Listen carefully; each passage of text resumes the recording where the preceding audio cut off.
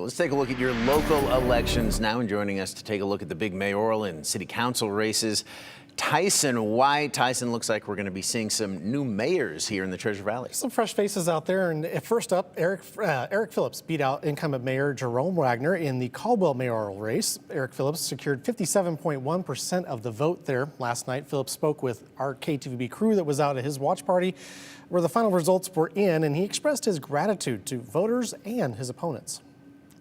Obviously, first and foremost, I want to thank my opponents for running the campaign they did.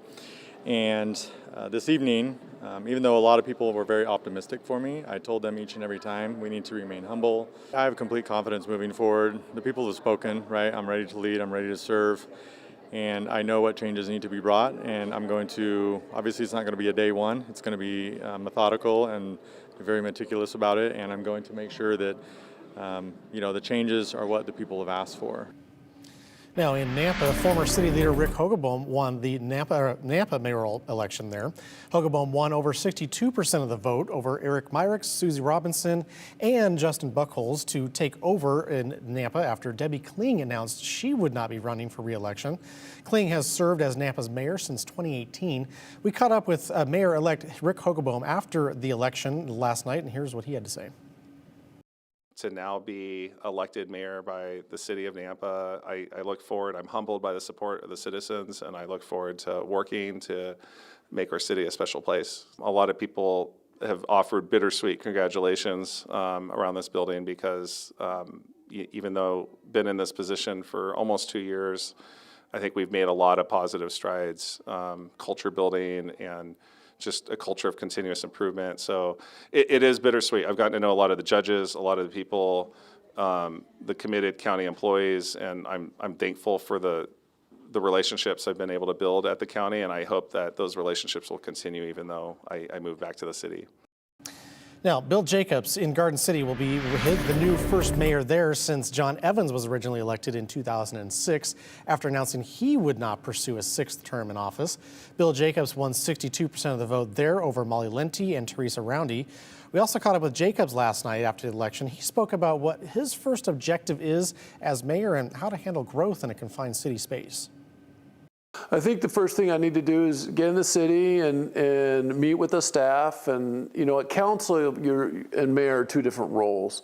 And so the council really is the legislative, and we make decisions, but we don't get into the everyday nitty-gritty of the city. And so that's the role of the mayor. I think if we really want more community engagement like I talked about, I'd like to see that in the 4 terms where people really feel that they're not only engaged with their city, but they have a relationship with their elected officials. I think that's important.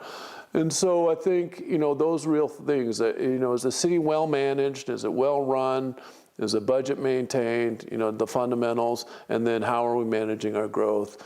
And, that was a big thing of the campaign, from all the candidates is, how do we manage that wisely? And I think that's the next step is engage in the community, make sure we do that. All right, let's take a look at a couple of Boise City Council seats this morning, too. First up, District 2.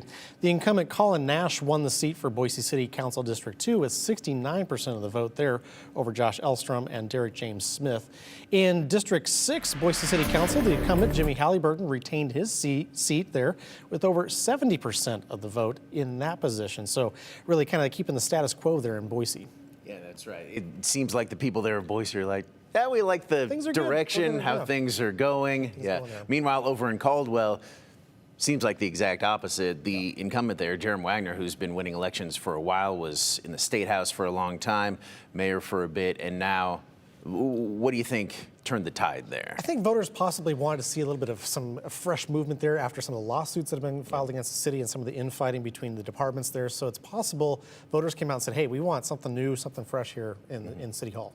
Nampa's Mayor Hogeboom, a former chief of staff there for a very popular mayor, Mayor Kling. So in many ways, I mean, it seems to me that what's going on there is what happened in Meridian when Mayor DeVeert retired. They elected Mayor Simison, who was her chief of staff. So it's like, it's sort of the same idea, same direction. Keeping that direction going, but also adding some new flair there with Hogeboom. So just kind of keeping the status quo, but let's put a little fresh face on it. So yeah, absolutely. Tyson, thank you for that. He's going to be back with more election results later on in the show. But first,